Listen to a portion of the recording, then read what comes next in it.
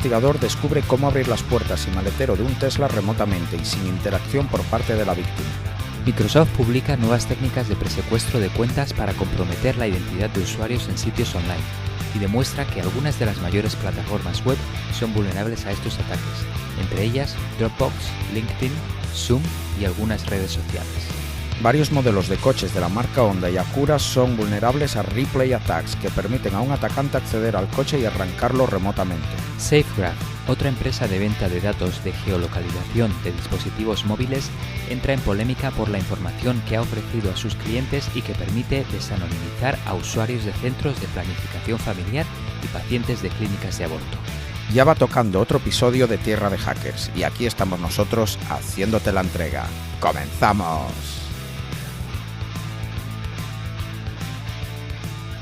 Hola y bienvenidos a Tierra de Hackers, tu noticiero de ciberseguridad hecho podcast. Hoy es el 24 de mayo de 2022, este es el episodio número 53, yo soy Martín Vigo y está conmigo Alexis Porros, persona que pude comprobar este fin de semana que realmente existe y que es de carne y hueso. Hola Alexis, ¿qué tal?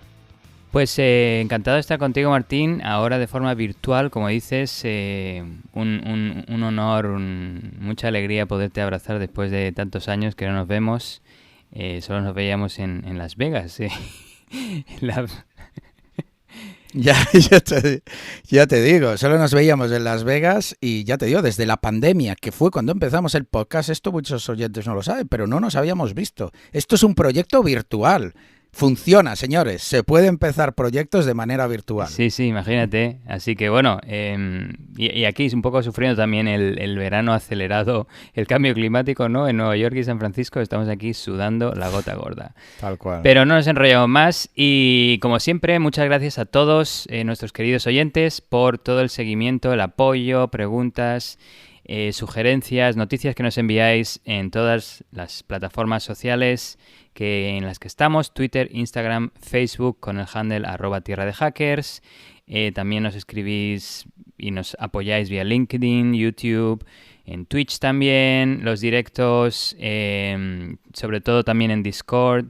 Muchas conversaciones chulas, mucha información compartida que emociona mucho, alegra mucho. Y también no me iba a olvidar de nuestro correo electrónico, que lo tenemos ahí un poco olvidado siempre, podcast@tierradehackers.com, aunque hay gente que nos envíe todavía emails, correos electrónicos. Y bueno, nada, vamos al grano. Y quería comentar la pregunta del episodio anterior, porque muchas gracias de nuevo a todos los que nos apoyáis en Twitter y votáis a la pregunta de cada episodio. Y la del episodio anterior fue, ¿crees que está bien publicar información personal de espías y hackers que colaboran con países rivales?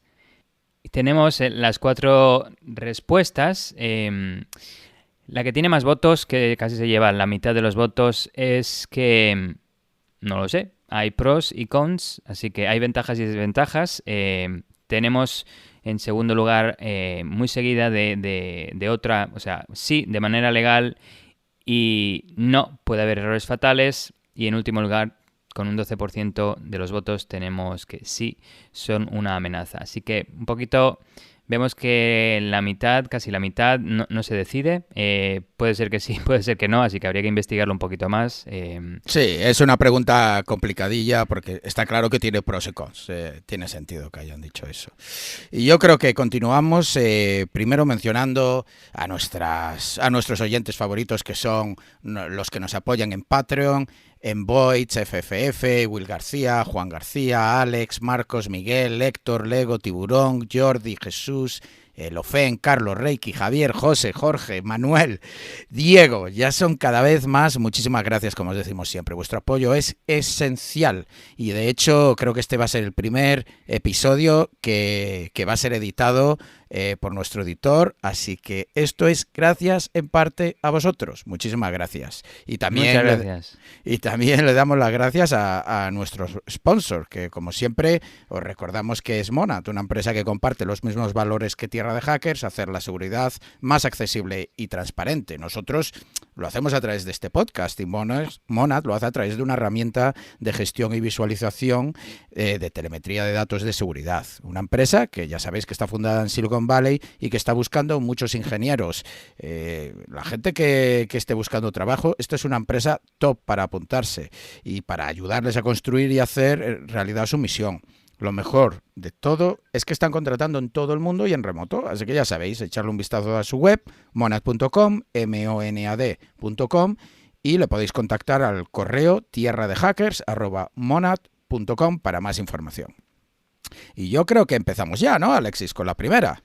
Dale para adelante. Y voy a hablar de mi coche favorito y mi persona de las menos favoritas últimamente, el Tesla de nuestro amigo Elon Musk. Y digo esto porque últimamente tengo muchos debates con amigos sobre Elon Musk, porque la verdad, esto es una opinión personal, pero es que este hombre se le va un poquito la cabeza últimamente. Opinión personal, insisto.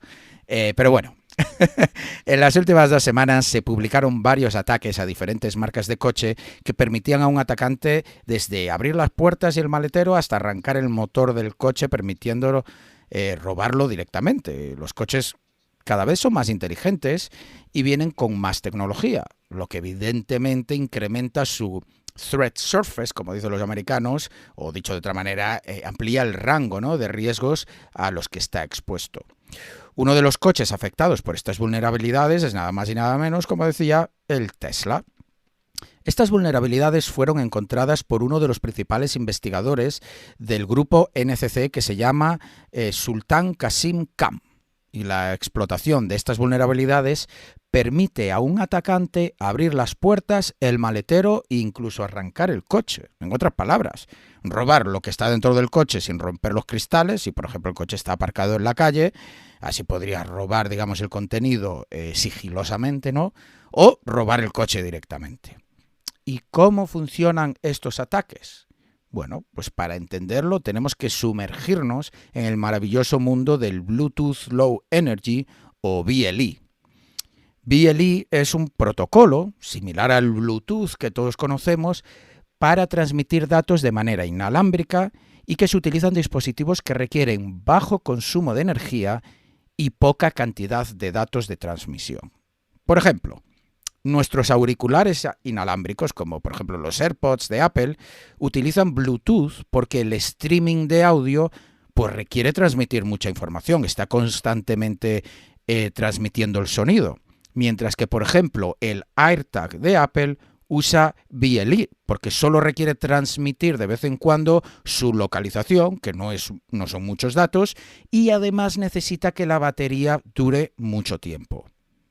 Perfecto. Ahora que entendemos qué es esto de BLE, uno de los dispositivos donde se utiliza esta tecnología es en las llaves de los coches que permiten abrir la puerta con solo acercarse al coche. Sin introducir la llave, vamos. Tesla efectivamente es uno de los coches que tiene y usa esta tecnología. Tú tienes la llave en el bolsillo y sin tener que usarla puedes abrir la puerta del coche y arrancarlo si estás al lado del coche o dentro, ¿no?, a la hora de arrancarlo. Y si te alejas, el coche cierra las puertas directamente. Ok, lo que sabemos ahora es que la llave funciona por proximidad utilizando el protocolo BLE en los coches Tesla. Si el coche, mediante BLE, ve que la llave está cerca, abre las puertas. Y la pregunta es ahora, ¿y cómo sabe que estás cerca? O que, bueno, en este caso la llave que llevas en el bolsillo está cerca. Pues con una combinación de mediciones de lo que se conoce como el RSSI y la latencia. Es decir, la potencia de la señal BLE y cuánto tarda la señal en transmitirse.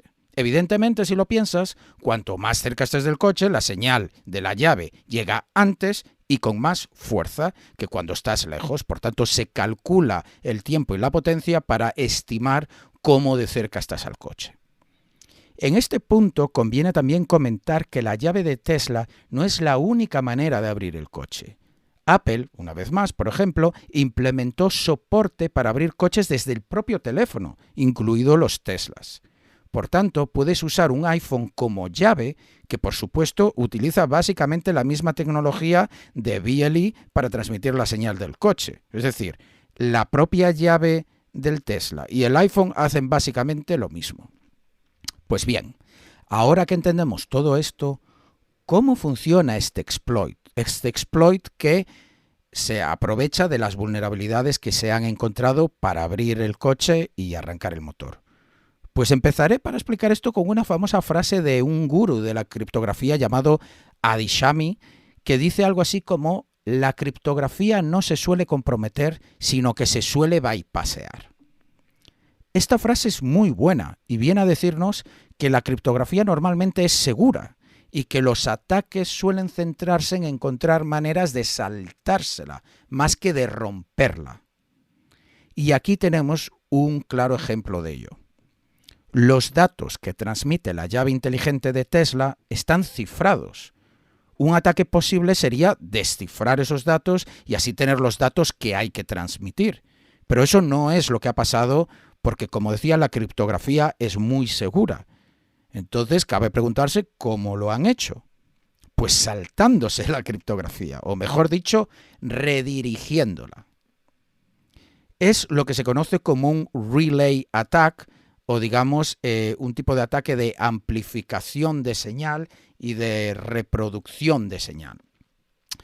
El ataque básicamente funciona de esta manera. Como decíamos, la llave de Tesla emite una señal que recibe el coche. Y si tú estás más cerca, primero tiene que poder recibir la señal, ¿no? Tener la suficiente potencia, pero estima cómo de cerca estás y entonces el coche pues abre las puertas. Claro, si yo tengo una manera de poder reproducir, o digamos amplificar, mejor dicho, no reproducir, sino amplificar la señal de la llave de manera que llegue al coche desde más lejos, pues entonces el coche va a recibir la señal y se va a desbloquear. Una analogía sería, por ejemplo, que una persona intente hablar con otra persona, pero lo haga susurrando. Digamos que dice: por favor, abre las puertas del coche. Claro, si esa persona que está susurrando al coche se aleja, al susurrarle, el coche pues no le va a escuchar y por tanto no abrirá las puertas. Pero ahora imaginaros que Alexis y yo, como atacantes, pues yo me pongo al lado de la persona para escuchar cuando susurra: por favor, abre las puertas. Y le grito a Alexis: por favor, abre las puertas. Y Alexis, que está al lado del coche del Tesla, le susurrará: por favor, abre las puertas.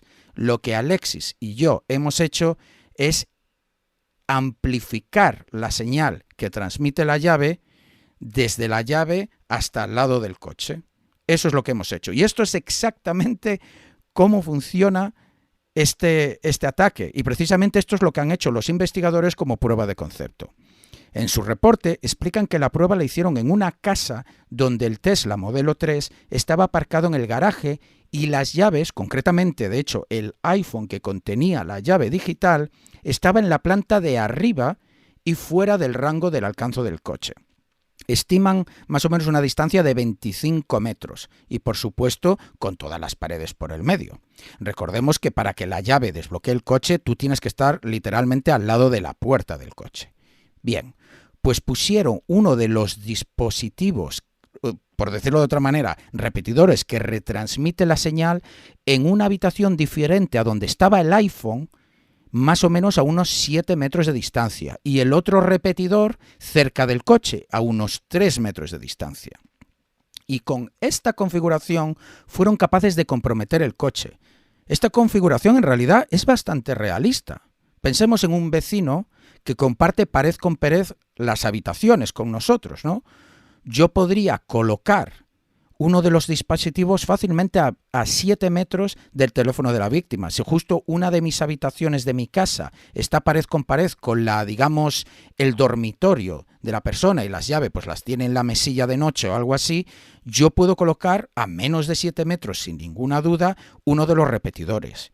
El otro dispositivo lo puedo colocar directamente al lado del coche, si está aparcado en la calle, por ejemplo, o incluso al lado de la puerta del garaje, ya que los garajes no suelen ser tan amplios y suele caber el coche y poco más en el típico garaje de casa unifamiliar. Por supuesto, en garajes comunes, pues ya puedo ir directamente al lado del coche. Este tipo de ataques en realidad no son nuevos. Pero digo específicamente este tipo de ataques no son nuevos. Lo que sí es nuevo es que este ataque sea posible en las últimas versiones del protocolo de BLE. Y es que se implementaron mitigaciones para este tipo de ataque. Y lo novedoso es que los investigadores de NCC fueron capaces aún así de vencer estas protecciones para llevar a cabo ataques de amplificación de señal. ¿Y cuáles son las protecciones que se añadieron? Pues esencialmente la medición de latencia a la hora de transmitir la señal. ¿Qué es esto de la latencia? Pues un poco lo que comentaba antes. Si yo estoy al lado del coche, yo, por ejemplo, la llave, digamos, puede incluir en el paquete de información cifrado un timestamp, es decir, la hora, ¿no? Cuando envía esa señal. Y cuando la recibe el coche, lo descifra y mira la hora y cuando lo recibió. Y entonces hace una resta, ¿no? Hora de llegada del paquete menos hora de envío, ¿no? Del paquete, pues me puede salir 10 milisegundos, ¿no? Porque esto evidentemente se transmite súper rápido. Pues eso tiene sentido. Pero cuando añadimos retransmisión de la señal, es decir, que la llave se lo retransmite al dispositivo que lo amplifica, el dispositivo que lo amplifica lo envía al receptor que recibe la señal amplificada y ese luego se lo envía al coche, ¿no? Entonces ahí evidentemente tiene que haber un retraso en milisegundos. Eso es muy interesante porque NCC, el grupo que publicó estas vulnerabilidades, desarrolló una herramienta que permite retransmitir y amplificar la señal añadiendo una latencia mínima de unos 8 milisegundos, lo cual entra dentro del margen de error de, por ejemplo, los coches de Tesla. Esto del margen de error me refiero a que si más o menos uno espera después de haber hecho pues los tests y estudios, ¿no? Que normalmente se tarda 10 milisegundos, tú tienes que añadir un margen de error. ¿Por qué? Pues a veces está la señal saturada justo donde estés o lo que sea, ¿no? Tiene que haber un margen de error, no es una ciencia exacta la transmisión de señales. Pues creo que el de Tesla, modelo Y, si recuerdo bien, soportaba hasta 80 milisegundos y la herramienta de NCC solo añadía 8 milisegundos extra. Por tanto, si en realidad normalmente tarda 40 milisegundos, pues ahora tardaría retransmitiéndola a 48 y tienes margen suficiente antes de que se descarte el paquete porque ha detectado que ha sido retransmitido porque tardó demasiado. Por tanto, en realidad, NCC no solo reportó esta vulnerabilidad a Tesla, sino también al Bluetooth SIG. Digamos que una especie de comité de expertos que se encarga de diseñar y desarrollar el estándar de la tecnología Bluetooth y BLE. Así que para concluir, en realidad NCC encontró vulnerabilidades en las protecciones implementadas en BLE contra ataques de amplificación de señal. Y lo demostró en un Tesla super top, la verdad. ¿Cuál fue la respuesta de Tesla cuando lo reportaron de manera responsable? Pues no fue tan top. Básicamente es lo que hay. Tesla dijo que este tipo de ataques no son prácticos y que es una de las consecuencias de la tecnología BLE. Pues hombre, esto de que no son prácticos, pues ellos lo han demostrado. Yo creo que en un escenario que es bastante creíble, como explicaba. ¿Consecuencias de la tecnología BLE? Pues sí, en parte tienen razón, porque a lo mejor esto tiene que estar solucionado del lado del protocolo, en la raíz del problema. Pero es verdad que también recomendaban que podían reducir ese margen de error que comentaban los coches para hacerlo más difícil. Yo, por supuesto, os dejo los reportes técnicos en las notas del episodio para que le podáis echar un vistazo. Muy buena, Martín. Me ha encantado tu noticia. Yo creo que le estamos poniendo los pelos de punta a nuestros oyentes. Espero que la analogía haya sido buena. He de decir, Alexis, que una de las cosas bonitas cuando nos escriben nuestros oyentes es que les gusta este tipo de ejemplos que solemos dar un poco para comprender cuando explicamos cosas un poco más complejas. O sea que espero que haya sido acertado en este caso.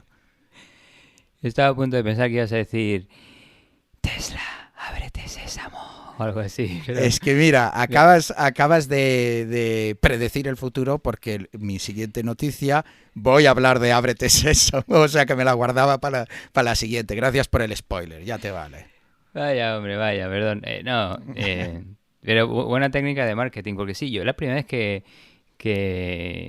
vi esto del ASMR me hizo mucha gracia, pero bueno, mención así rápida. ASMR de ciberseguridad. O sea, muchos se ponen ahí con las uñas y hacer cosas. Nosotros podemos, yo que sé, hablar de punteros, puntero nulo. ¿Sabes? A lo mejor un día, como especial, para nuestro Patreon, bueno, a ver si ahora vamos a perder Patreons, hacemos versión ASMR del episodio, tío. Oye, si eso nos trae más Patreons, genial. Pues sí, ya son bastante largos los episodios con ASMR. Igual hay que ir un poco más. Bueno, no, también se puede, rapidillo. En cualquier caso, muy buena noticia. Yo leí algo al respecto también, no leí todo en detalle, pero sí que leí algo que no sé, creo que no has comentado, era que me pareció interesante, que también consiguieron hacerlo a través de internet, ¿verdad? Efectivamente, gracias por el apunte. Gracias por el apunte, Alexis. Efectivamente, y esto tiene que ver una vez más con el amplio rango de latencia que soportaba el coche. Y es que decían que incluso, porque recordad, cuando poníamos el ejemplo de que yo escucho como la llave dice, ábrete Tesla, y se lo grito a Alexis, no se lo puedo gritar solo desde la calle y él estando en la calle, se lo puedo gritar desde China, porque hoy en día Internet va tan rápido que podría llegar esa señal, ¿no? Es a lo que se refiere Alexis, con que se retransmite a través de Internet en vez de a través pues de algo más cercano, y aún así, según ellos, se podría hacer. Por tanto, podrías abrir un coche amplificando la señal a través de Internet, que me parece una pasada. Sí, esa me pareció muy interesante, en plan, es que es tipo, así como se hacen los grupos cibercriminales estos que atentan contra los cajeros, ¿no? Tienes ahí las cabecillas en casa tomándose su caipiriña y tienes las mulas ahí yendo a los cajeros. Pues esto igual, tienes ahí el cabecilla... Claro. No, y aparte es que imagínate el caso de uso, porque mira, no ni lo había pensado ni preparado para la noticia, gracias por recordármelo, pero yo, por ejemplo, me pasa mucho que cuando voy a España, pues dejo el coche aparcado en el aeropuerto y me voy pues el tiempo que sea a España de vacaciones, y cuando vuelvo, pues cojo el coche. Claro, esto quiere decir que yo me llevo las llaves conmigo. Si yo tuviese un Tesla, alguien en España se acerca al hotel donde estoy y tiene a su compinche en el aeropuerto de San Francisco y me roba el coche. Es que eso es precisamente lo que estamos diciendo, lo que mencionabas tú, al poder retransmitir la señal por Internet. Es que es una locura, es una locura. Sí, la verdad es que sí, con tan poca latencia que han conseguido, bueno, tienes que tener también un buen Internet, ¿no? Internet así de... Sí, por supuesto, pero... Bueno, pero sí. Y lo que también me parece interesante es que no solo publicaron también que no solo afecta a Tesla, porque hay otros temas que también estaban afectados, como cerrojos inteligentes, también la misma vulnerabilidad. E incluso hay gente que usa el BLE para desbloquear sus sistemas, sus servidores o su laptop, su portátil. Justo, en plan autenticación de doble factor y cosas así, de que tienes que tener el teléfono. Efectivamente, a mí me gustó que ellos, por eso especificaba que esto era una vulnerabilidad en el propio protocolo, y ellos lo demostraron en un Tesla, porque queda súper cool, la verdad, ¿no? Pero como tú bien apuntas, Alexis, el problema está en que se bypasearon las protecciones que se implementaron en el protocolo BLE en las recientes versiones para evitar este tipo de ataques. Pues nada, genial, muy interesante. Ahí vamos. Elon Musk, ponte las pilas. No, con la siguiente noticia, que va de... ¿cómo decirlo? ¿Cómo traducirlo? No sé. Vamos a llamarlo ataques de presecuestro de cuentas. Desde el 2020, Microsoft ha trabajado en 2 proyectos de investigación relacionados con la identidad, autenticación y autorización de cuentas en sitios web online para identificar vulnerabilidades en este tipo de protocolos. Y justo recientemente acaban de publicar un paper con los resultados de uno de estos 2 proyectos, en el que se comentan ataques de, como digo, presecuestro de cuentas en plataformas web, o en inglés, pre-hijacking attacks on web user accounts. Esto, bueno, como he dicho, está el paper, lo podéis leer, y también si os queréis esperar un poquito, en agosto lo van a presentar también en la 31ª conferencia llamada Simposio de Seguridad de Usenix. Pues ahí lo tenéis. En esta investigación se han enfocado principalmente en las vulnerabilidades asociadas al proceso de creación de cuentas.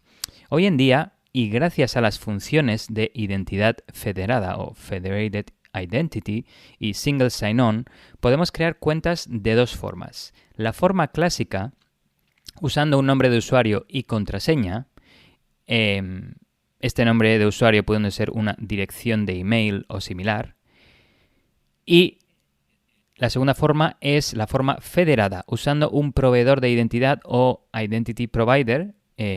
Eso que cuando vamos a algunos sitios web nos da la opción de haz login con Microsoft, haz login con Google, o en inglés sign in with Microsoft, sign in with Google y otros proveedores de identidad, ¿verdad?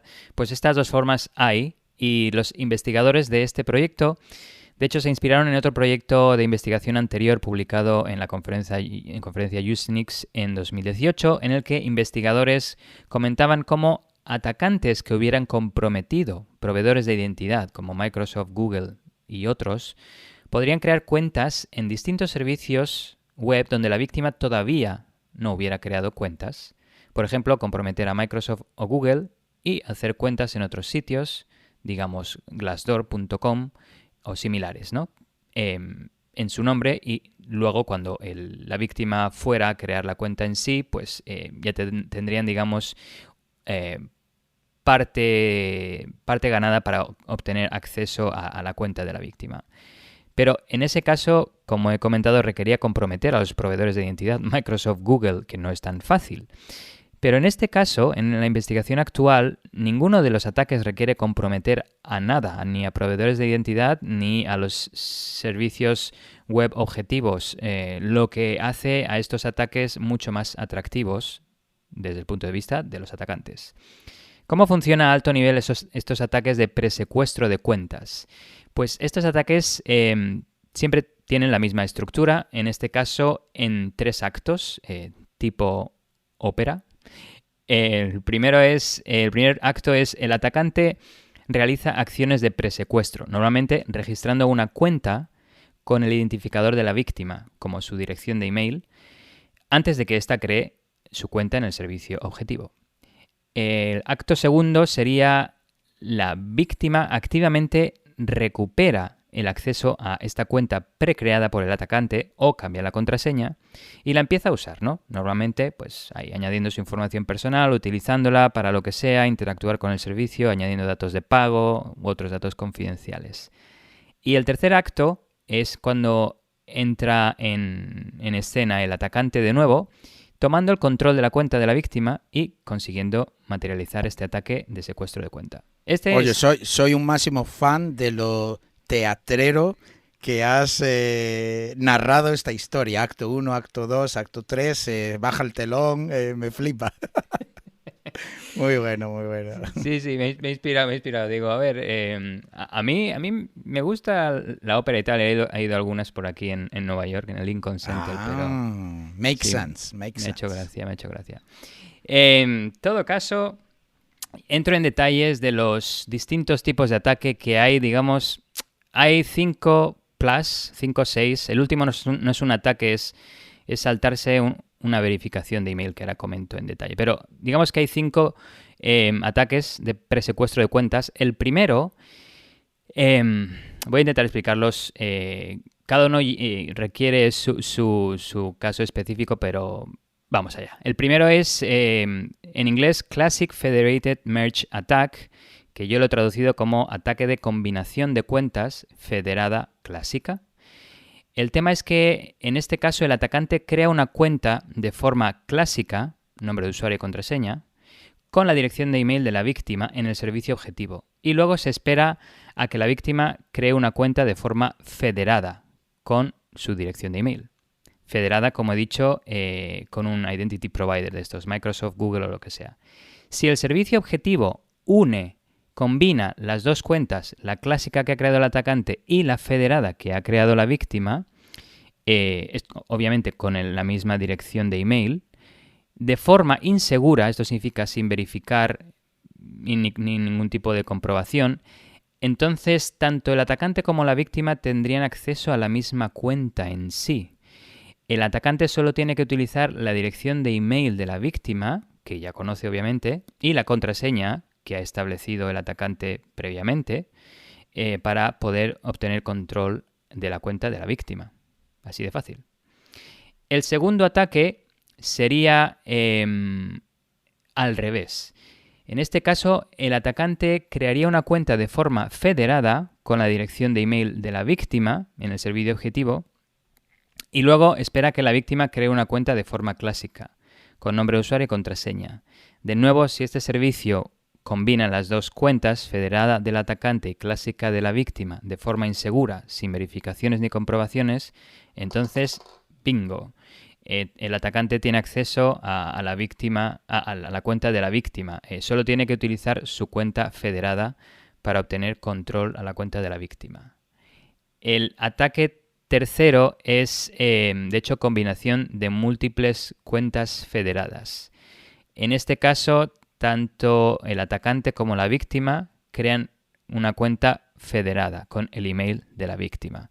Y de nuevo, si el servicio objetivo no realiza verificaciones o comprobaciones, pues tanto víctima como atacante tienen acceso a la misma cuenta y el atacante solo tiene que utilizar su cuenta federada para obtener control de la cuenta de la víctima.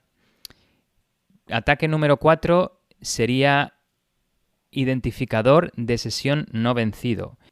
En este caso, el atacante crea una cuenta de forma clásica con la dirección de email de la víctima y contraseña que él quiera en el servicio objetivo y mantiene la sesión activa utilizando algún tipo de automatización para evitar que la sesión caduque. Es decir, si es una sesión web, pues enviando peticiones HTTP de algún tipo para que se mantenga activa esa sesión, la cookie, lo que sea, ¿no?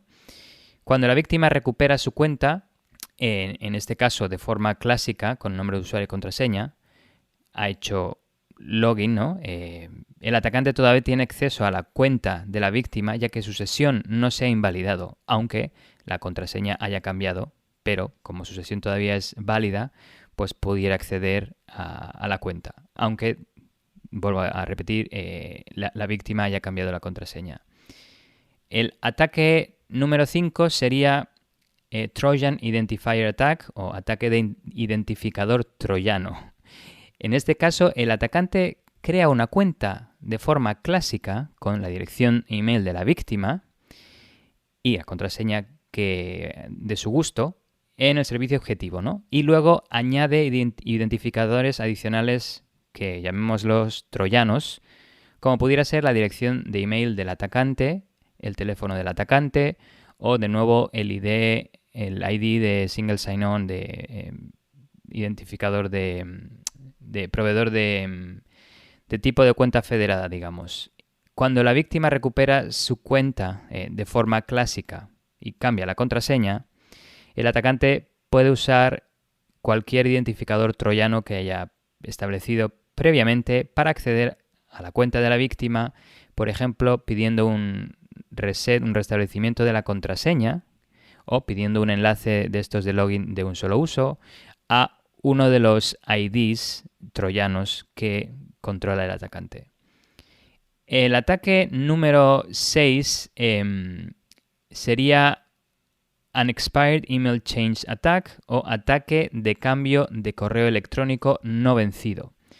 Esta es interesante porque en este caso el atacante crea una cuenta de forma clásica con la dirección de email de la víctima y de nuevo la contraseña que el atacante quiera en el servicio objetivo y pide que se cambie la dirección de email a la del atacante. Este proceso normalmente incluye el envío de una URL de verificación a la nueva dirección de email, la del atacante, pero el atacante no visita esta URL y se la guarda para el futuro. Justo después de que la víctima... ¡Qué buena! Sí, continúa, me parece buenísima. Sí, sí, que yo también dije, madre mía, esta investigación es muy buena. Justo después de que la víctima recupera su cuenta de forma clásica y la empieza a usar, el atacante hace clic en esta URL que se guardó para completar el cambio de dirección de email en la cuenta y de esta forma sea su cuenta de email del atacante la que está asociada con esta cuenta y obtener el control de la cuenta de la víctima. O sea, lo suyo aquí, lo interesante es que dejar a la víctima que ponga sus datos o información, ¿no? Y robarlo después para obtener, porque si ya tienes la cuenta desde el principio, no tiene valor, ¿no? Lo suyo es, por ejemplo, yo que sé, una cuenta de mensajería, la registras antes, bueno, esas se registran con teléfono, pero por utilizar el ejemplo, la registras por el usuario, no hay nada, vale, no tiene mucho valor, pero luego la recuperas como un mes más tarde de que el usuario haya estado utilizándola y entonces te vienen todos los mensajes con esa cuenta y es donde tiene valor en el contenido, ¿no? Justo, eso o bueno, para hacerte pasar por esa persona con otras personas después de que hayan establecido... No sé, Bueno, veces... también, justo. Una vez empiezan a mandarle mensajes a sus amigos, luego la recuperas y se los mandas tú. Claro, claro, entiendo. Qué buena, O para qué buena. espiar las comunicaciones, o Oye, no qué sé creatividad, ¿eh? Los investigadores, qué creatividad. Esto es darle ahí al coco para... Estos niveles son de Microsoft, así que tienen pasta Claro, para invertir en... lo interesante de esto es que no es que sean ataques sofisticados, sino muy ingeniosos, muy ingeniosos. Qué Muy, muy bueno. elegantes, me ha parecido, Sí. y que no dejan mucha huella, porque bien que se pone a investigar o sea, lo típico de alertas, ¿no? De un SOC es en plan múltiples intentos de login fallidos, ¿no? Pero múltiples intentos de ver si se han creado cuentas con así, no sé, identificadores aleatorios, bueno, no sé, creo que no hay tanto, pero bueno. Un caso en concreto que he dicho que es como el plus, no es un ataque en sí, pero es una, digamos, un trampolín, algo en lo que se han apoyado también en algunos de estos ataques, porque para algunos de estos ataques anteriores, los servicios objetivo web pueden requerir una verificación de la dirección de correo electrónico. Por ejemplo, envían un correo electrónico al email proporcionado con una URL única para que el usuario la visite o un código de confirmación que el usuario debe proporcionar en la página web. Dado que el atacante no tiene acceso a la cuenta de correo electrónico de la víctima cuando la crea por primera vez, esto podría ayudar a mitigar los ataques en los que el atacante necesita crear una cuenta con la dirección de correo electrónico de la víctima. Todos excepto el ataque de proveedor de identidad sin verificación, porque ese no va atado, digamos, a la cuenta de correo electrónico, va atado al proveedor de identidad y ahí eso sería cuestión de cómo lo gestiona ese identidad de proveedor de identidad. Sin embargo, el atacante puede saltarse esta verificación abusando de la función de cambio de correo electrónico proporcionada por muchos servicios. En concreto, el atacante comenzaría creando una cuenta en el servicio destino utilizando el identificador del atacante, por ejemplo, su dirección de correo electrónico. Durante la creación de la cuenta, el servicio solicita la verificación del identificador, que el atacante puede completar ya que controla el identificador. Una vez creada la cuenta, el atacante cambia la dirección de correo electrónico suya por la de la víctima. Si el servicio no realiza otra verificación de correo electrónico en este punto, o si asocia la dirección de correo electrónico de la víctima a la cuenta antes de la verificación, el atacante ya está en posición de poder montar cualquiera de los ataques anteriores. Qué bueno, tío. Qué bueno. O sea, me parece también una serie de ataques que requieren paciencia, ¿no? Porque Sí. lo montas... Sí. Pero, bueno, ahora voy a entrar en el tema de la paciencia. Se puede acelerar un poco la paciencia. Esto me ha hecho gracia. Cuéntame más. Primero, hay dos requisitos, digamos. El primero es que los servicios objetivo que la víctima no tenga una cuenta en ellos, ¿no? Entonces, el atacante tiene que identificar estos servicios en los que la víctima no tenga cuenta. Y que se vaya a registrar en un futuro, ¿no? Pues si no, no tiene sentido. Voy ahí y luego la víctima no la usa. Pues habría varias formas de intentar identificar esto. Uno sería mediante OSINT Recon, que tanto nos gusta. Un atacante podría identificar los servicios que la víctima utiliza actualmente y crear cuentas de presecuestro en servicios similares. Si hace de mensajería, pues buscar otros servicios de mensajería. En plan, no sé, nosotros no usábamos Twitch en el pasado, ¿no? Pero sabiendo que estábamos en Facebook, esto, lo otro, pues... Pues sí, esa es buena. Joder, pero no des idea. Menos mal que también tengo registrado TikTok y todo esto. A lo mejor esto hay que borrarlo. Menos mal que registré en todos lados, pero sí, es buena idea. Mira, si uno de nuestros oyentes, con buen corazón, nos hace este ataque, no sé si atrevemos a decirle que le mandamos una pegatina o algo, pero claro, si nos lo hace en plan para demostrárnoslo, pero luego nos la devuelve. Pero claro, sí, has dado mala idea, Alexis. La próxima vez elige otro ejemplo. No, otra víctima para tu ejemplo. Lo podéis hacer con cualquier influencer por ahí. Igual os hacéis hasta famosos, pero... No, pero por ejemplo se me ocurre que, por ejemplo, TikTok salió hace varios años, pues estar al día de cuando salen tecnologías. Clubhouse es otra.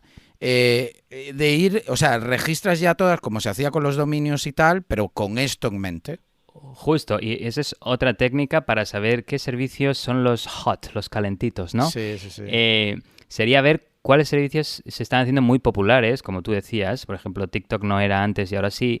Sobre todo en la pandemia, uno de los más populares fue Zoom. Pues ahí los atacantes hubieran ido a hacerse cuentas a Zoom de todas sus víctimas.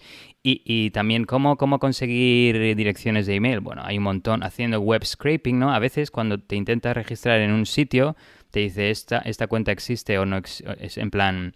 Tendrías que ir, por ejemplo, si sabes que trabaja en la empresa X, pues irías a la página web de la empresa X e intentarías, de alguna forma, en algún servicio, pues intentar usar, no sé, nombre.apellido @empresa.x.com y ver si existe, si no existe. Formatos comunes. O fugas de información que contienen direcciones de email. Y la otra forma, que también me pareció muy interesante que la mencionan, es, por ejemplo, esto pasa mucho. Hay organizaciones, empresas que publican noticias en plan, bueno, y ahora vamos a migrarnos todos a Azure o a AWS o algo así. Todos nuestros empleados van a estar usando esto. Venga, vamos, los cibercriminales, vamos a crear las cuentas ahora rápido antes de que lo hagan para hacer estos ataques de presecuestro. Y el segundo requisito es que la víctima se registre, ¿no? Un poco lo que tú decías, Martín, de la paciencia. Pues, ¿cómo se puede acelerar? Pues, un poco de ingeniería social, ¿no? En plan, le envías, si no sea de forma natural que la víctima se registra, pues utilizas ingeniería social y le dices que se registre para comunicarse contigo de la forma. Claro, me imagino... Un cupón, claro. un cuponcito... No, o influencers, en plan, oye, hay esta nueva plataforma, debería registrarte haciéndote pasar por, yo que sé, una agencia de marketing o algo así, o bien lo que dices tú, referrals o cosas de estas. Qué bueno, lo dicho, súper ingenioso esto. Justo. Y han hecho, esto no es solo teórico, han hecho pruebas con 75 de los sitios web más populares según la lista de Alexa, y descubrieron que 35 de ellos eran vulnerables a uno o más ataques de presecuestro de cuentas, wow. incluidos Dropbox, LinkedIn, Zoom, WordPress y algunas redes sociales. Wow, es que estoy pensando que de las peores ahí me parece Dropbox, porque en Dropbox literalmente estás subiendo archivos, ¿no? Y documentación probablemente privada o confidencial. Sí, que esa es otra, o sea, yo estaba pensando en plan ataques directamente contra la víctima, en plan si hay un cross-site scripting almacenado de estos, ¿no? Pero le subes ahí un malware que con el mismo también. Claro. Que se lo descargue, lo ejecute. O sea, por ejemplo, en Dropbox, qué buena esa. O sea, en Dropbox, cuando tú te registras por primera vez, te pone el bienvenido, un archivito que es de texto, no sé qué. Pues pum, le metes tú uno que es malware y ya está. Y se lo baja o lo va a leer. Esa es buena, tío. En cualquier caso, los investigadores siguieron el principio de divulgación coordinada de vulnerabilidades e informaron a las organizaciones afectadas entre marzo y septiembre de 2021. y se han esperado hasta mayo, casi un año después, bueno, casi un año desde que empezaron a divulgarlo, para hacerlo público. Estarían arreglando primero Microsoft, claro, que tardarían. Seguro. De todas formas, probablemente haya más sitios web vulnerables, porque han probado unos cuantos, pero bueno, hay un montón, ¿no? Y ahora está en las manos de cada empresa, con lo que han publicado, leérselo y hacer pruebas de estas y mirar si son vulnerables a este tipo de ataques, o si no, desde aquí lanzamos una idea de negocio para esos bug bounty hunters que nos escuchan. Ir a testear estas vulnerabilidades en empresas. Pues mira, 100%. Esto es lo típico, que sale algo nuevo y corren todos a probarlo. Y si nos podéis pasar una comisión, ahí. Eso. Yo qué sé, un 10%, un 5%. Que el Patreon más tal que tenemos es de $10 y viene con unos beneficios que flipas. O sea que estaría bien. Pero sí, esa es buena. Irte ahora a todos los Alexas esos, top lo que sea, y probar. Y aparte, ¿cuántos has dicho? ¿6, 7 ataques? 6, sí. 6, joder. Sí. Algunos son variantes uno de otro, pero bueno, esencialmente sí, son 6. Se podrían dividir en 6.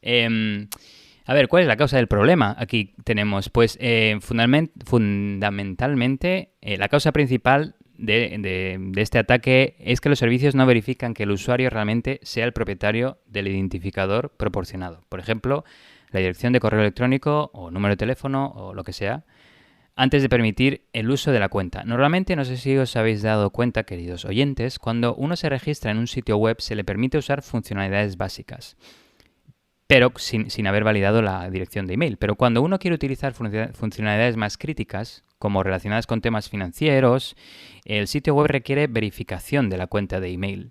Sin embargo, para un atacante esto no es importante, ya que el atacante solo quiere tener el pie dentro, no todo el cuerpo.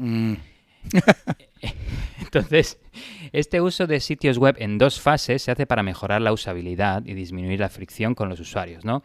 Los directores ejecutivos de empresas quieren ver más y más usuarios, se registran y se unen a la plataforma, y pedir de primeras que usuarios verifiquen su email es algo que juega en sentido contrario. Esto es la segunda vez que hago referencia a esta serie que me gustó, la serie Startup de Netflix.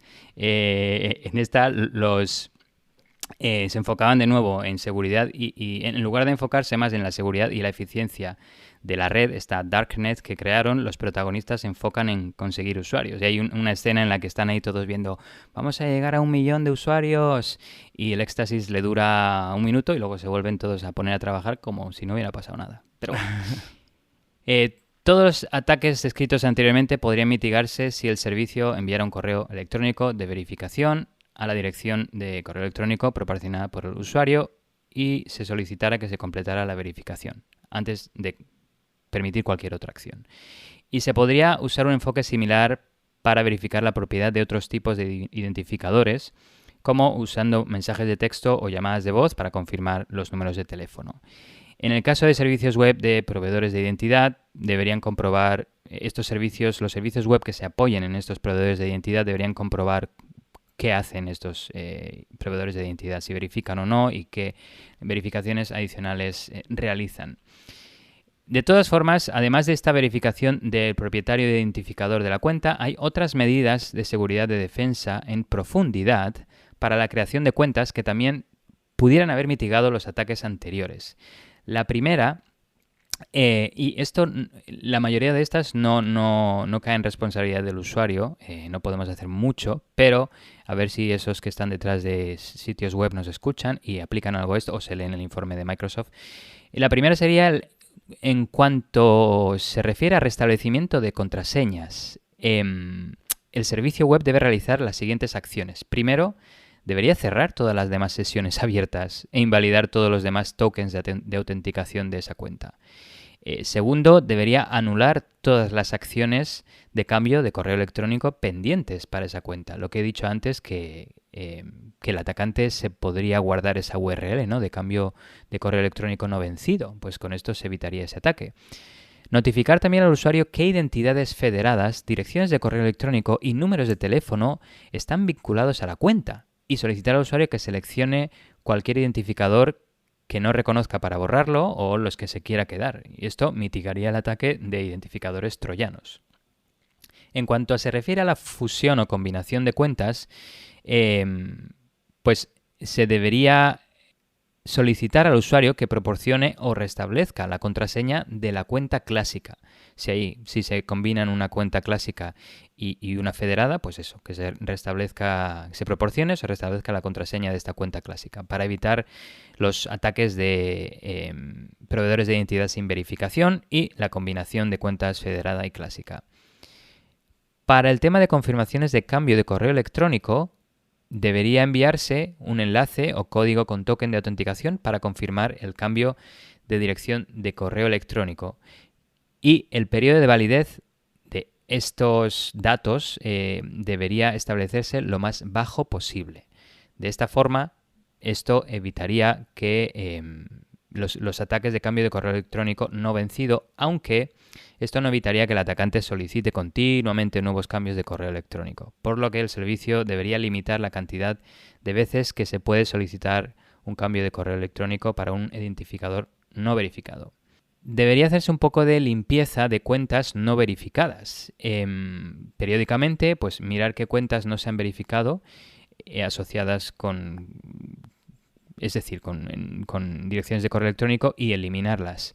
Sin embargo, esto no evita que un atacante cree nuevas cuentas con los mismos identificadores, por lo tanto el servicio debe monitorear y potencialmente limitar la cantidad de veces que se puede crear una nueva cuenta, pero esto podría jugar en contra y usarse para montar ataques de denegación de servicios si se agota la cuota, digamos, de potenciales cuentas de identificadores de usuarios legítimos. O sea que hay un compromiso ahí de a ver qué se puede hacer. La otra medida sería hacer obligatorio la autenticación multifactor, porque el 2FA, el código que viene al móvil o en un soft token, una aplicación de estas, evitaría estos ataques. Así que, querido oyente, si nos estás escuchando y no lo tienes activado en tus cuentas, sobre todo más importantes, como financieras, bancos y tu correo principal, ya estás tardando, vete a activarlo ahora mismo. Esto, mitigaría, según los investigadores, todos los ataques mencionados en esta noticia. Y finalmente, lo que se puede hacer también contra el recon, contra la identificación de qué cuentas se pueden registrar o no, se puede intentar bloquear los bots de registro. En muchos servicios web, cuando intentas hacer login con credenciales incorrectas múltiples veces en un periodo corto de tiempo, normalmente, o esto debería ser así, la plataforma web te bloquea de alguna forma, ¿no? Te muestra un captcha, te dice que intentes en unos minutos o te muestra una página en plan recurso no encontrado. En el caso de registros de cuentas, estas que decimos de pre-secuestro, que no son tuyas, que el atacante las registra con la dirección de email de la víctima, pues debería pasar lo mismo y las plataformas web deberían bloquear intentos de registro a escala. Pero esto no es tan crítico para la mayoría de organizaciones y esta actividad no lanza tantas alarmas, por lo que los atacantes lo tienen bastante fácil en este aspecto, ¿no? Otro tema que los usuarios podrían hacer es revisar periódicamente los datos asociados con cuentas de servicios críticos como bancos, email principal, impuestos, Hacienda, el gobierno. Fijaos en si hay algún tipo de, aparte del email, hay un tipo de email de backup o un número de teléfono, fijaos que sea el vuestro, ¿no? Que no os lo hayan cambiado, y temas similares.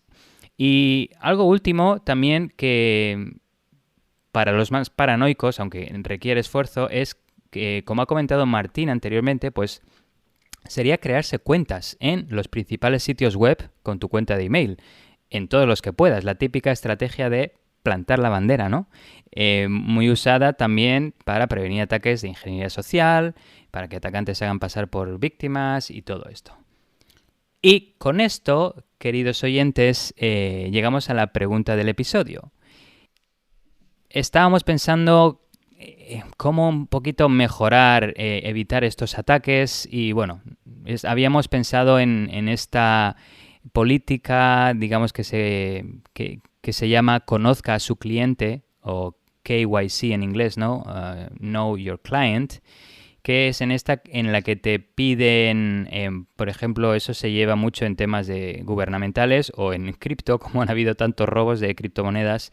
A veces te piden mucho más que el nombre de usuario y contraseña o el email o que lo verifiques, que hagas clic en un link. A veces te piden que hagas una foto de tu cara, una selfie con tu identificador, tu carnet de conducir o similar, y que incluso escribas la fecha o algo similar, ¿no? Pues la pregunta, habiendo dicho esto, sería, ¿estarías de acuerdo en que se aplicara la política de conozca a su cliente en el registro de usuarios en sitios web para evitar ataques de presecuestro de cuentas? Y tenemos 4 opciones. Sí, en todos los sitios web. Sí, pero solo en sitios web del gobierno. Sí, pero solo en sitios, digamos, críticos, financieros de gobierno. O no, nunca.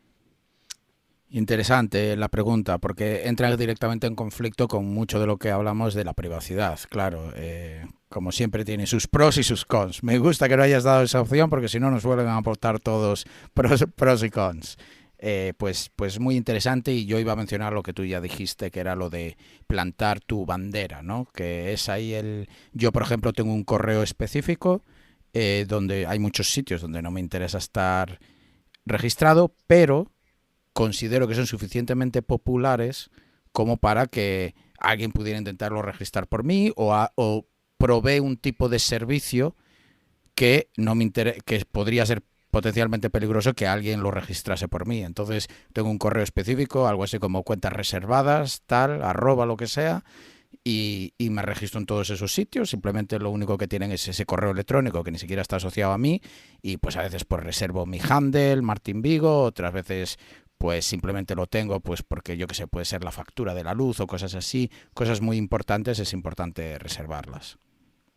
Es que esto, de hecho, idea de negocios, es que hoy estamos creativos, emprendedores. Shark Tank, venga, Mark Cuban, invierte aquí, hazte Patreon. No, pero en plan, a las personas cuando nacen, bueno, después de un cierto tiempo se les da un identificador, ¿no? Pues ¿por qué no podría haber alguna empresa o incluso el gobierno que creara cuentas al menos en los principales sitios web y que te otorgara? Tú solo tienes que crearte una cuenta de email en algún sitio y, bueno, luego ir a esta empresa y decirle, oye, plántame la bandera en los sitios más críticos. Pum. Sí, incluso se puede hacer, porque en España, por ejemplo, tenemos el certificado digital. Tú vas con tu identificación y te dan un certificado digital. Pues es con eso con lo que te reservan las cuentas, ¿sabes? Automáticamente, que solo te puedes loguear con tu certificado digital, que lo puedes ir luego a buscar, y ellos sí requiere ir incluso en persona a identificarte. Sería una buena idea. Claro, sí, el suyo sería que hubiera, estamos diciendo, ¿no? Que hubiera como una autoridad identificadora, ¿no? Y ahora tienen el passwordless y todo esto. Pero luego a la vez queremos estar en un mundo descentralizado, no controlado por el gobierno. Es que no se puede. Idea de empresa. Soluciónanos este problema. Queremos todo. Yo como siempre te la soluciono, Martín, con una palabra. Blockchain. Ahí está. Bueno, venga, vamos a la siguiente. Pues ya, os traigo, como os traía antes temitas de hackeo de coches en mi primera noticia, pues pensé que estaría guay centrarme en eso y hacer mi segunda noticia sobre lo mismo, hackeo de coches. Sobre todo porque hace un par de semanas unos investigadores publicaron varios vídeos abriendo y arrancando coches de marca Honda y Acura remotamente.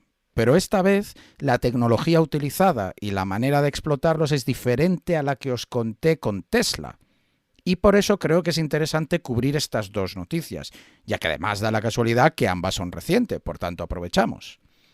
En este caso, los Honda y Acura no funcionan con un sistema de llaves conocido como Passive Keyless Entry, sino con el sistema Remote Keyless Entry. Y me paro aquí porque esto no solo es una oportunidad para aprender algo nuevo, que siempre nos escribís comentando que es una, de hecho, de las cosas que más os gusta de este podcast, la combinación de mantenerse al día y aprender cosas nuevas, sino que también es muy relevante para comparar los dos tipos de ataque, el de Tesla y el de los Honda y Acura.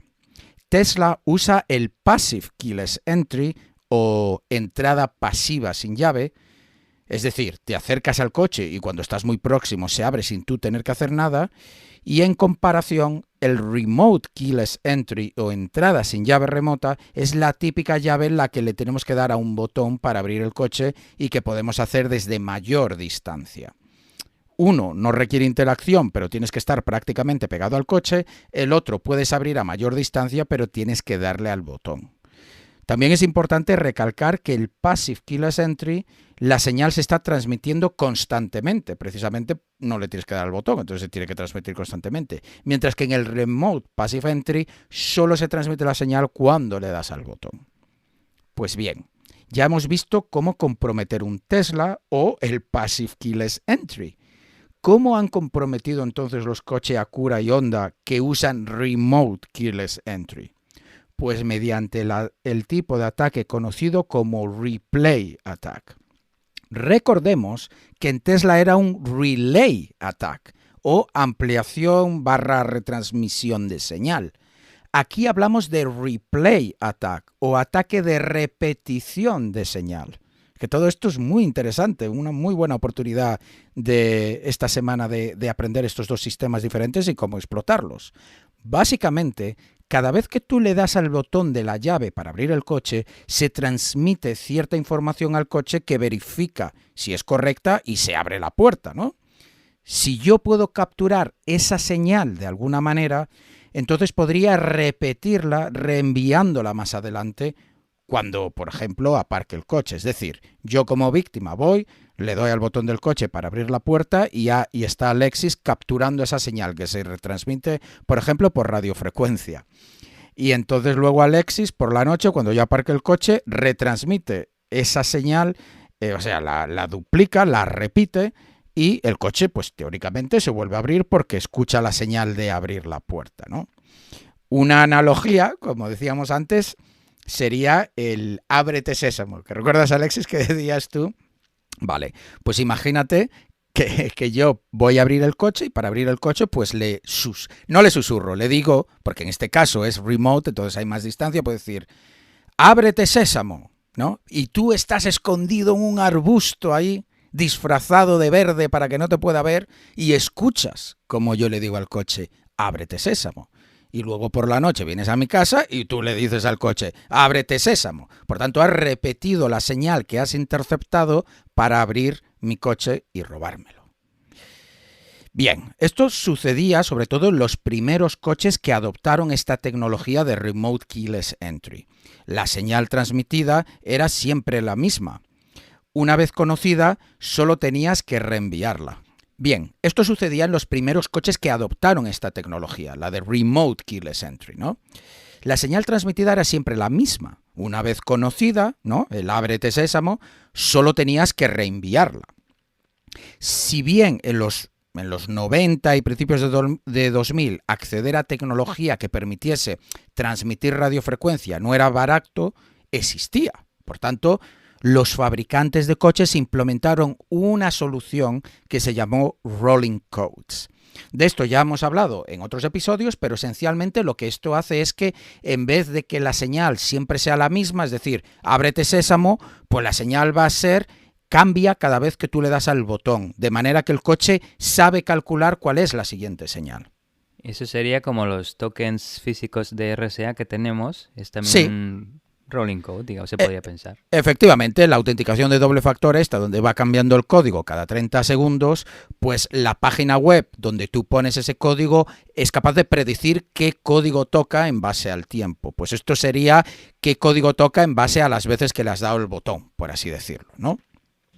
Entonces, esto sería, en nuestra analogía, pues en vez de yo decir ábrete sésamo, diría ábrete sésamo 1, 2, 3, 4. Y Alexis escucha ábrete sésamo 1, 2, 3, 4. Pues que cuando vuelvo a abrir el coche tocaría ábrete sésamo 7, 3, 5, 2. Por tanto, Alexis, si intentase repetir la señal ábrete sésamo 1, 2, 3, 4, no abriría el coche porque el coche ya ha escuchado esa señal y tocaría la siguiente.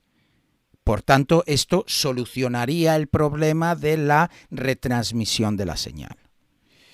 Por tanto, ahora, aunque un atacante capturase eso, ya no le serviría de nada porque al reenviarla ya no sería válida. Años más tarde, y con el abaratamiento del hardware de radiofrecuencia, un investigador llamado Sami Kamar propuso y demostró un ataque brillante para vencer esta protección de los rolling codes. Y esta también la hemos hablado. básicamente reflexionar, queridos oyentes, ¿cómo haríamos, ¿no? Si está Alexis escondido en ese arbusto y yo vengo a abrir el coche con mi ábrete sésamo 1, 2, 3, 4, ¿cómo podría Alexis hacer para capturar la señal de manera que pudiese reutilizarla? Que es lo que queremos hacer, teniendo en cuenta que cada vez que yo digo una señal va a cambiar ese numerito del final, ¿no? Por decirlo de alguna manera. Pues Sami Kamar, este investigador, fue justo lo que se le ocurrió. Básicamente, lo que Alexis va a hacer es, cuando yo digo ábrete sésamo, Alexis, digamos que, por hacer una analogía simple, va a gritar, ¿no? Él escucha que yo digo eso y va a gritar antes de que el coche escuche la señal. Porque al gritar, pues claro, genera ruido y el coche no escucha que yo digo ábrete sésamo 1, 2, 3, 4. Pero Alexis sí lo ha escuchado mientras gritaba. Entonces ahora Alexis memoriza eso. Y a mí, como el usuario del coche, pues veo que le he dado al botón y no se abrió el coche. Pero bueno, eso suele pasar. Yo de hecho cuando abro el coche le doy varias veces al botón, nunca le doy una sola. Entonces le vuelvo a dar al botón y ahora Alexis escucha el siguiente código, que es ábrete sésamo 7325. Y lo que hace esta vez Alexis es volver a gritar para que el coche no lo escuche, pero le dice al coche después de gritar ábrete sésamo 1, 2, 3, 4. Es decir, el primer código. Y se queda con el segundo, que es el que va a esperar el coche. Es brillante. Básicamente, Alexis lo que hace es que yo le dé 2 veces al botón, genera ruido de manera que el coche no escucha ninguno de los 2 códigos y luego Alexis repite el primer código para que yo como usuario no sospeche. El coche se ha abierto con el primer código, pero él se queda con el segundo para luego venir a la noche, reproducirlo y abrirme las puertas. ¿Qué os parece? Una vez más hablamos de ataques muy ingeniosos, sofisticados también en este caso, pero muy ingeniosos. ¿Creéis entonces que ya sabéis cómo estos investigadores consiguieron abrir y arrancar remotamente los vehículos Honda y Acura? Pues no les hizo falta utilizar el ataque de Sami Kamar porque los coches no implementan esta tecnología de rolling codes. Pero es que ni siquiera les hizo falta repetir la señal para analizarla, ya que los coches ni siquiera implementan criptografía. La señal no iba ni cifrada. Alucina vecina. Por ejemplo, el investigador vio que el comando para abrir el coche era la representación en bits de 653, 656, 667, 668, 677, 680, 683, 684, 823, 826, 837, 838, 847, 850, 853, 854. Con ese... Bingo, continuamos para la línea. Línea continuada para bingo. Línea. Y otro jamón que ha tocado. Marcelino, el del pan y vino. ¡Venga! Joder, me acabas de recordar. Mesa 4, por favor. Una de bravas y 3 cervezas. Pues, joder, aquí hay que dar todos los detalles, tío. Hay que dar todos los detalles. Pues eso, mandando esto, eran capaces de abrir el coche, ¿no? Esa era la señal, la única señal, la que siempre era, no cambiaba nunca, que tenían que enviar a ese coche en particular para abrirlo. Pero con darle la vuelta a estos bits, es decir, 854, 853... No, ahora estoy de... Con darle la vuelta, era el comando para cerrar las puertas.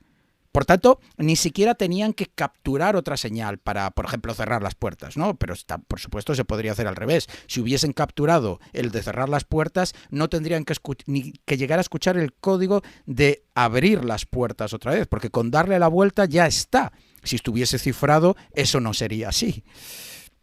Así que aquí vemos a Honda y Acura no solo vulnerables, sino que es lamentable cómo han implementado este protocolo del Remote Keyless Entry. Y si pensáis que los coches, porque os decía antes de los 90, eran antiguos, no es así. Los coches afectados son los Honda Civic entre 2016 y 2020. En concreto, el modelo LX, EX, EXL, Touring, SI y el Type R. O sea que no sé si algún oyente se estará llevando las manos a la cabeza, pero esto con un Hack RF o cualquier dispositivo de radiofrecuencia que te vale $200, lo podéis hacer y probar.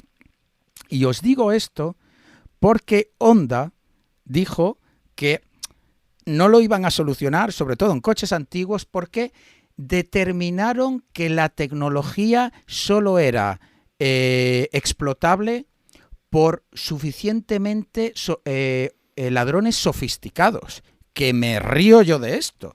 Es que literalmente tú te compras este dispositivo de 200 pavos y con un vídeo de YouTube, es que estamos hablando de grabar una señal y reproducir una señal. De hecho, Alexis ponía en Discord que justo me llegó el Flipper Zero. El Flipper Zero te permite grabar y reproducir señal por debajo de 1 gigahercio. Y que yo recuerde, este protocolo de Remote Key Entry está en el 433 megahercios. Hostia, correcto. De hecho, que hasta me estoy emocionando porque esto tenemos que probarlo. Si con el Flipper Zero, que es el Tamagotchi de los hackers, que con el ya no te hace falta ni enchufarlo a un ordenador. O sea, es con botón, te pones al lado de una llave, grabar, y luego le vas a reproducir y ya está. Ostras, pues cuando vea, a ver si, aunque sea, alquilo un coche de estos para hacer unas pruebas y os lo comento luego en Discord cómo fue, pero sería la bomba poder abrir estos coches con el Flipper Zero, tío. Y en principio debería poderse. Sí, yo no tengo un Honda ni una Cura, pero tengo otro coche japonés, así que igual los coches japoneses... Pues ahí lo tenéis, queridos oyentes. Por ser oyentes de Tierra de Hackers, acabáis de aprender cómo hackear, comprometer, robar, pero evidentemente desde el punto de vista académico, 2 tipos de coche con 2 tipos de tecnología, con 2 tipos de protocolo. Los Teslas con su Passive Key Entry a través de BLE y los Honda y Acura a través de su Remote Keyless Entry a través de radiofrecuencia. ¿Qué os parece? Todo esto en el mismo episodio de Tierra de Hackers. No está nada mal, ¿eh? Y, como no, os dejo en las notas y referencias del episodio un enlace al repositorio de GitHub de estos investigadores donde veis los vídeos de cómo lo hacen, que siempre está muy chulo.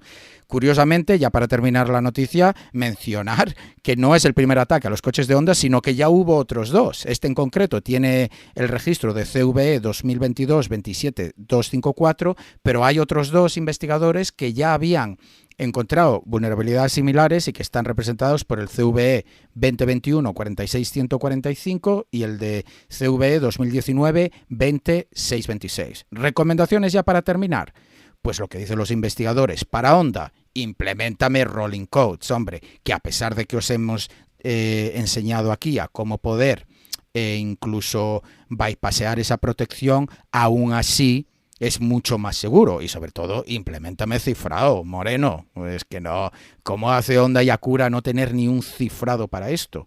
Y para ti, querido oyente, si eres uno de digamos, los dueños de este coche, pues si sospechas ser víctima de este tipo de ataque, tu única posibilidad es ir a las tiendas oficiales de Honda y hacer que te reconfiguren la llave para que te metan, digamos, un nuevo secreto, ¿no? Porque ese código de bits para bingo que yo dije, pues era específico para ese coche, evidentemente. Si no, con la misma llave podrías abrir todos los Honda. Pues si tú crees que alguien te ha podido robar digamos, la señal para abrir el coche, pues cambias el secreto en la llave y entonces ya estaría. Pero bueno, no hay mucho más para esto. Muy buena, Martín. Sí, aquí estamos de coches. De nuevo, aquí nos tienen que contratar en películas de Hollywood. En la próxima de Fast and Furious 10, creo que viene, por la 11, no sé la que sea. Sí, aparte, quiero decir, el cuerpazo ya lo tenemos musculado, somos guapos, con percha, con saber estar, elegancia, vamos, eso ya está. Ya luego la parte tecnológica, pues oye, también, ¿no? Sí. Sabemos conducir también para... Bueno, sí, eso da igual, si total revientan todos los coches. Creo que lo único que no se requiere ahí es saber conducir, porque total van a explotar todos. Yo me pillo el tanque.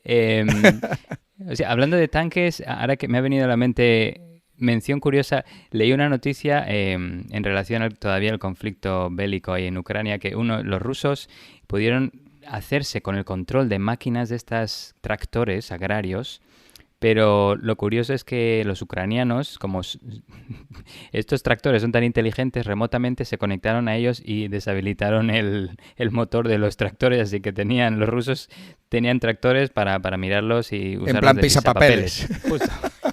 Qué bueno, o sea, ya te conectas remotamente hasta tractores. Es increíble, y eso no sé si, supongo que llevan algo más de cifrado, incluso igual son más avanzados que los Honda y Acura, pero bueno. Nada, me parece muy interesante estos coches japoneses. Mira que de Japón viene toda la tecnología interesante y el anime y el manga, pero nada. Pues nada, no sé. A ver si se ponen las pilas.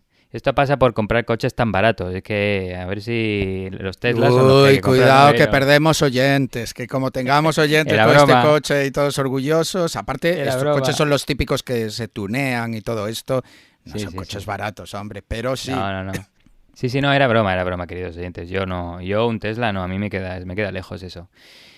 Pero bueno, pues nada, vamos con la última noticia que va de, bueno, privacidad. Y en el episodio anterior ya hablábamos de cómo una empresa llamada Anomaly 6 demostró que podía seguir en tiempo real y hacia el pasado el rastro de espías, portaaviones nucleares, submarinos chinos y rusos y sus lugares más frecuentados, como sus hogares u oficinas.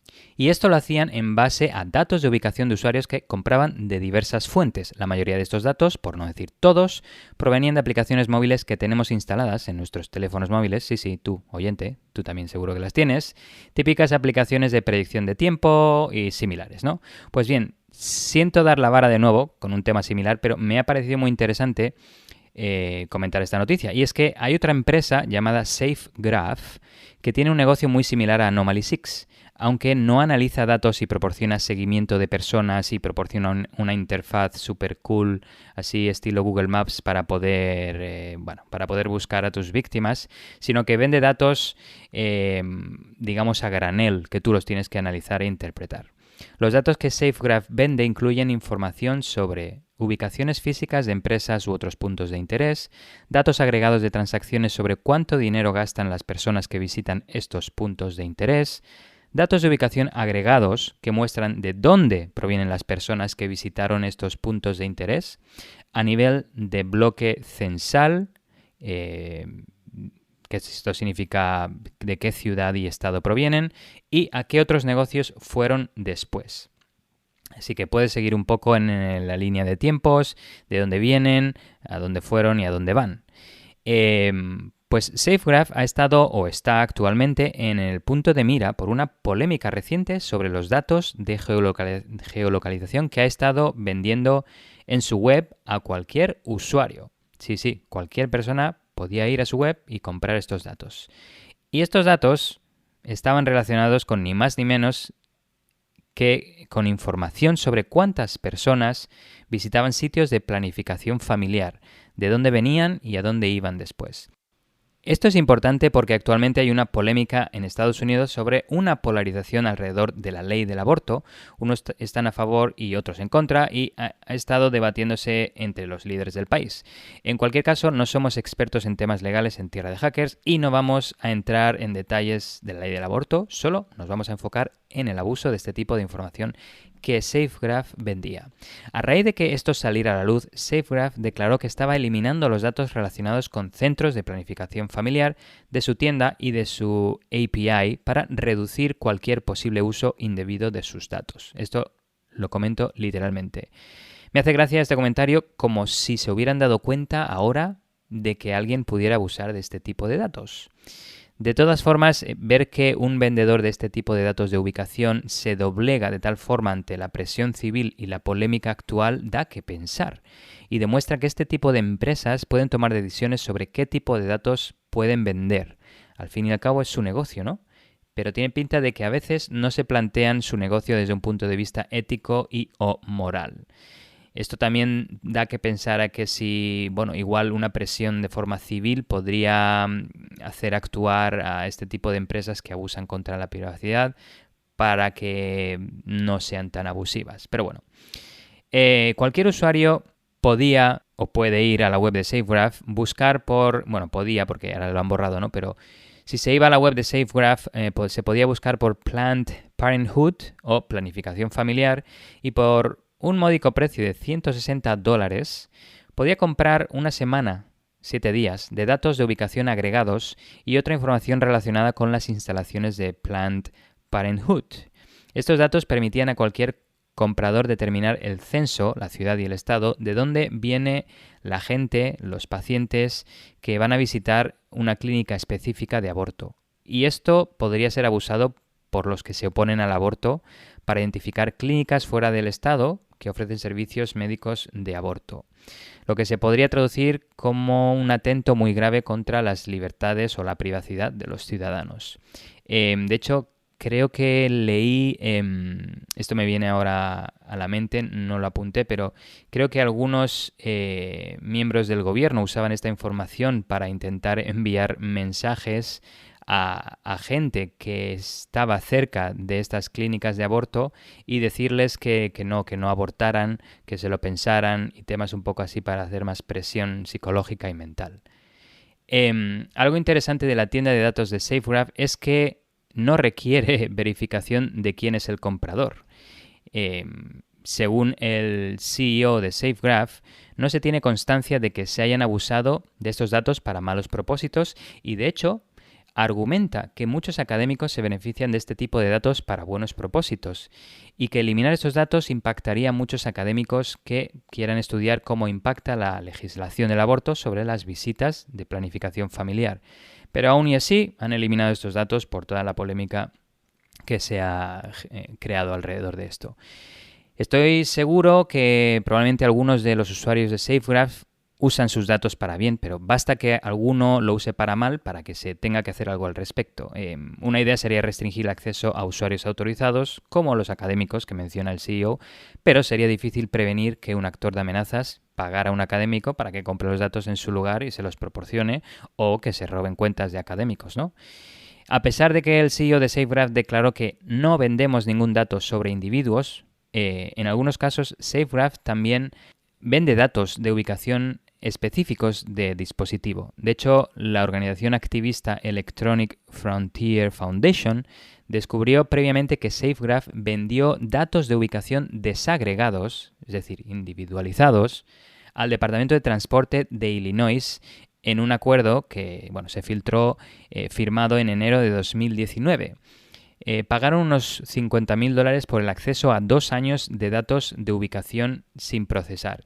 Se le dio acceso a 1 año en el pasado y luego se le proporcionó acceso mensual para el siguiente año. El conjunto de datos constaba de más de 50 millones de pings, o ubicaciones, por día de más de 5 millones de usuarios activos mensuales. Cada punto de datos contenía latitud y longitud precisas, una marca de tiempo, el tipo de dispositivo y el llamado identificador de dispositivo anonimizado.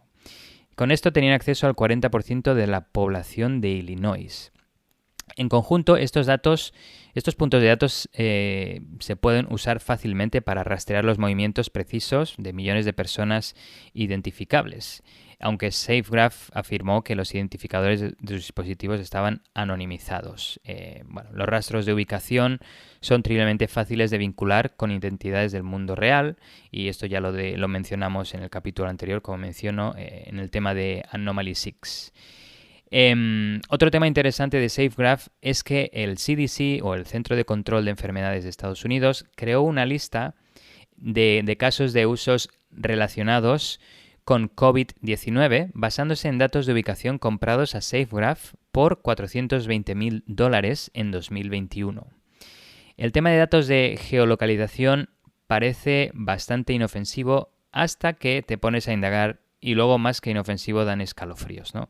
Como una simple aplicación del tiempo, predicción del tiempo, puede crear este tipo de conflictos y poner de alguna forma en peligro la libertad de los ciudadanos. Welcome o bienvenidos a 1984, ¿no?